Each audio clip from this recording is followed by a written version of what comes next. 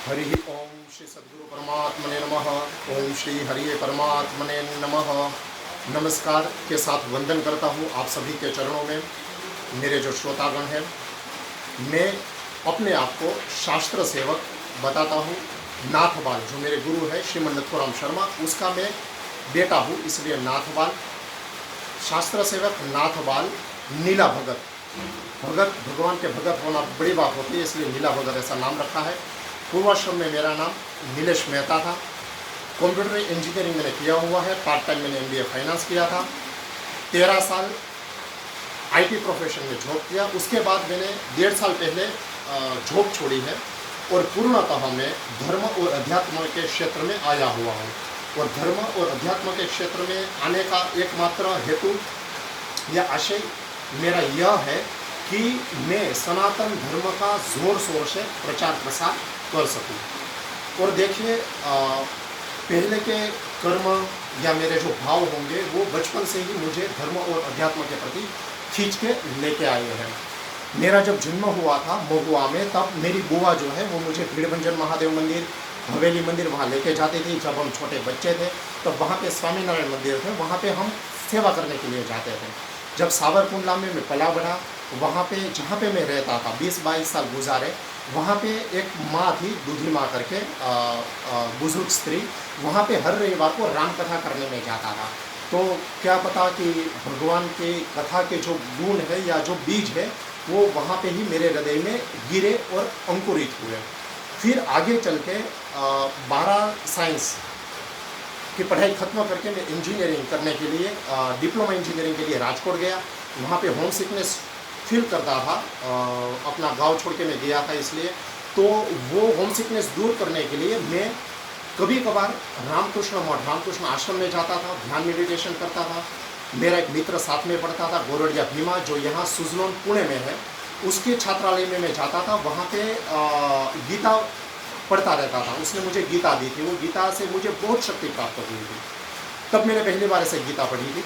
फिर मैं engineering, computer engineering करने के लिए मोड़ासा गया। वहाँ सद्भाग्य से मुझे संस्कृत पाठशाला में प्रवेश मिला, जहाँ पे ब्राह्मण के बच्चे पढ़ते थे।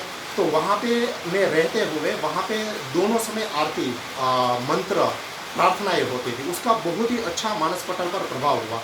वहाँ पे रहते हुए मंत्र जाप काफ़ी करता था, योग प्राणायाम करता था। और जब भी कभी एक्लिप्स यानी कि जब भी कभी ग्रहण होते थे तो उस टाइम पे मैं मंत्र जाप ज़्यादा किया करता था।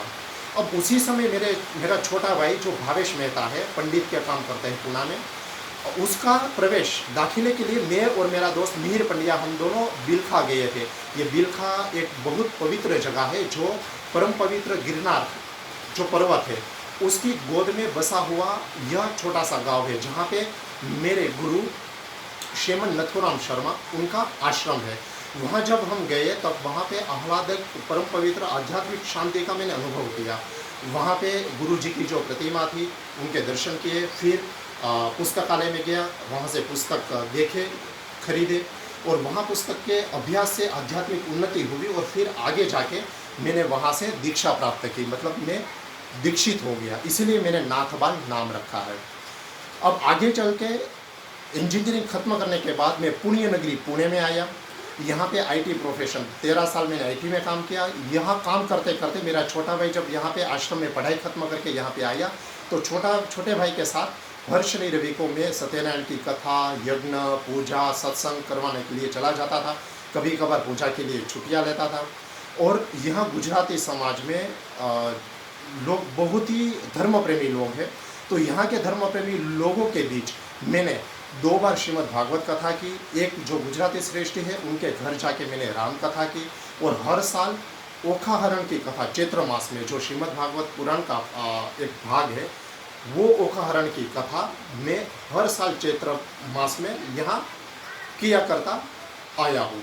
तो अब ये जो YouTube चैनल है वैदिक सिद्धि, ये शुरू करने का आशय यही है कि ये YouTube चैनल के माध्यम से मैं सनातन धर्म का प्रचार प्रसार कर सकूं, वेदों और शास्त्रों में जो बातें हैं वो बातें आपके समक्ष रख सकूं, सत्संग करवा सकूं।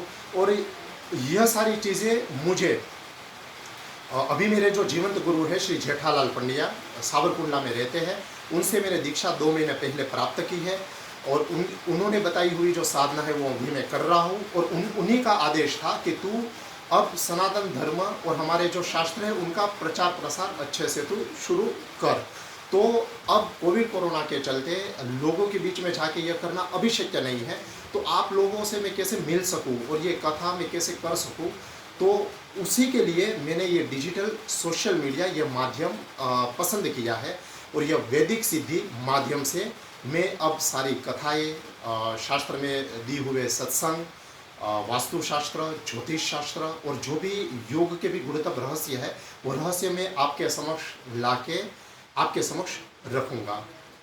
मैं आशा करता हूँ कि आप सब लोग यह चैनल सब्सक्राइब करेंगे और आप सभी लोग यह चैनल की जो बातें हैं और यह चैनल है वो आप इसकी जो माहिती इन्फॉर्मेशन है वो आप अपने फ्रेंड सर्कल, आपके परिवार वाले सबके साथ शेयर करना, सबको आग्रह करना कि इसको सब्सक्राइब करें, ताकि हम सब लोग भक्ति और अध्यात्म के मार्ग में आगे बढ़े।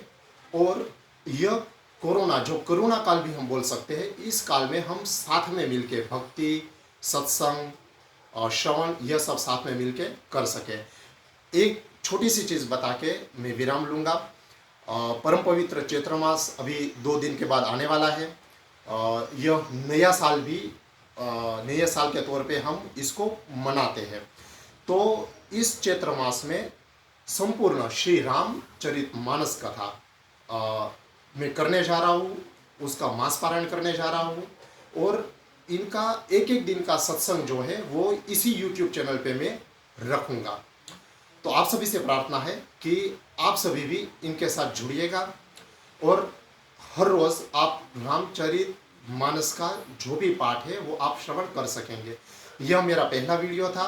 अभी आगे सारे जो भी मैं पोस्ट पब्लिश करूँगा उसमें मेरी ऑडियो रहेगी और जो भी कथा प्रसंग होगा उनके रिलेटेड मैं इमेजेस, फोटो मैं रखूँगा। मेरी ऑडियो फाइल रहेगी, ठीक है। जो बोलते हैं ना हम कि मेरी आवाज़ ही मेरी पहचान है, तो मेरी आवाज़ को आप हृदय में उतार दीजिएगा और आवाज़ से नाता जोड़िएगा, क्योंकि शास्त्रों में नाद को भी ब्रह्म बोला गया है, जो आवाज़ है उसको भी ब्रह्म बोला गया है। तो भगवान से प्रार्थना करेंगे कि ये आवाज़ से हमारे हृदय में भक्ति अंकुरित हो। तो यही संदेश देने के लिए मैंने ये पहली वीडियो पोस्ट बनाई है। आगे की पोस्ट में मैं आप सबको यह भी बताऊंगा कि इस रामचरितमानस जो कथा है, ठीक है, मास पारायण कथा, उसमें आप सब लोग कैसे जुड़ सकते हैं। आप इनके यजमान भी बन सकते हैं।